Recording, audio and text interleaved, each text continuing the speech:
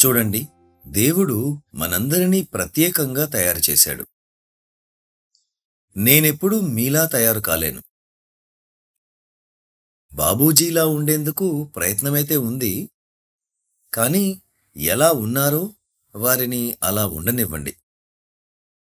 ఎవరికి తెలుసు, భగవంతుని మెదడులో ఏదో మంచి విషయాన్ని కలిగి ఉంటే మీరు బాబూజీ కంటే మరింత ముందుకెళ్లవచ్చు.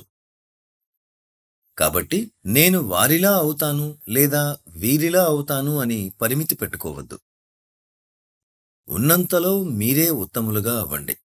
जो भी हो, हम आज जो भी है उससे क्या आपको संतुष्टि है? ఈ రోజు మీరు ఉన్నదానితో మీరు సంతృప్తి చెందారా? తృప్తి లేకపోతే ఎందుకు తృప్తి లేదు అని అడగండి. ఏ ఆధ్యాత్మిక లోపాలు ఉన్నా ఆ లోటుపాట్లను తొలగించుకొని ముందుకు సాగండి. రేపు ఇంకో లోతుకు వెళ్ళండి. ఇంకా ఏమి మిగిలి ఉందని అడగండి. చూస్తూ ఉండండి. మనము చాలా తక్కువ సమయంలోనే అభివృద్ధి చెందవచ్చు. దాజీలా ఉండాలని అనుకోవడం మూర్ఖత్వం. అంతకంటే ముందుకు వెళ్ళండి. తల్లిదండ్రులు ఎలాగైతే కోరుకుంటారో అలా. ఈరోజు ఒక గొప్ప వ్యక్తి మన మధ్యలో ఉన్నారు. సినిమా ఇండస్ట్రీ నుంచి అలాంటి వాళ్ళు తక్కువగా వస్తారు. సమీర్ అంజాన్ మీలో ఎంతమందికి తెలుసు? చేతులెత్తండి. బాగుంది.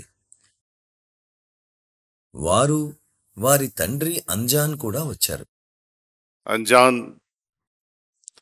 और कहते हैं कि 90% ऑफ सॉन्ग्स అమితాబ్ బచ్చన్ కోసం ప్లే చేసిన 90% పాటలు అతని తండ్రి సిద్ధం చేసినవే అని చెప్పబడింది. ప్రతి తల్లిదండ్రులు కూడా తమకంటే పిల్లలు ముందుకు వెళ్లాలనే కోరిక కలిగి ఉంటారు. పిల్లలు కూడా తమ తండ్రి కంటే పురోగతిని కలిగి ఉండే బాధ్యతను కలిగి ఉంటారు. ఇందులో అతిశయమేమీ లేదు. తండ్రి సంతోషిస్తారు. మీరు గర్వంగా చెప్పినా కూడా అతను నాకంటే ముందున్నాడు అని సంతోషిస్తారు. గురువులు కూడా తమ బిడ్డ ముందుకు సాగేలా చూడాలనే కోరికను కలిగి ఉంటారు. దేవుడికి కూడా అదే కోరిక ఉంటుంది, నాకంటే మరింత ముందుకు వెళ్లాలని. భగవంతుడికి అలాంటి కోరిక లేకపోతే భగవంతుడే కాలేడు. అలాగే గురువు కూడా కాలేడు. తను ఉన్న చోటే ఉండి ఇతరులను ముందుకు తీసుకెళ్లడం గురువు బాధ్యత. కాబట్టి దాజీలాగా ఉండటానికి ప్రయత్నించవద్దు. ఆయన కంటే కూడా ముందుకు వెళ్ళండి.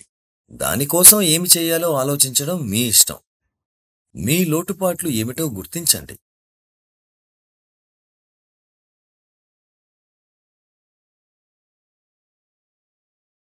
మీ బలాలు ఏమిటో ఆలోచించవద్దు.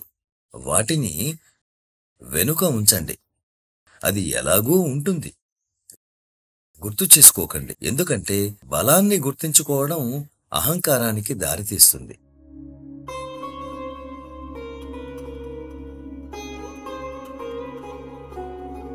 जरूर आप हमसे ज्वाइन हो जाइए. తప్పకుండా చేయవచ్చు. మీరు మాతో కలిసి ధ్యానం చేస్తారా? మేము ఎల్లప్పుడూ సామూహిక సత్సంగాన్ని చేస్తాము.